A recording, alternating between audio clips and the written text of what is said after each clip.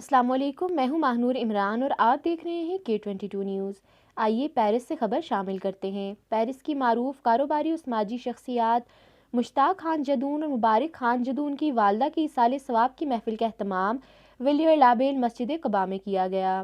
محفل کا باقاعدہ آغاز عمران نذر نے تلاوت قرآن پاک سے کیا۔ پیرس کے معروف نعت خواں حافظ معظم دانش علی بھٹی اور طاہر نذیر نے نعت رسول مقبول صلی اللہ علیہ وآلہ وسلم کا ہدیہ پیش کیا۔ علامہ حافظ اقبال اعظم نے والدین کی اہمیت اور فضیلت کو بڑے جامع انداز میں قرآن و سنت کی روشنی میں بیان فرمایا۔ اللہ کی رضامندی اور خوشنودی کے لیے سب سے پہلے اپنے والدین پر خرچ کرو۔ قرآن مجید میں 5 مقامات پر اللہ پاک نے اپنی عبادات کے فوری بعد فرمایا کہ اپنے والدین پر احسان کیا کرو۔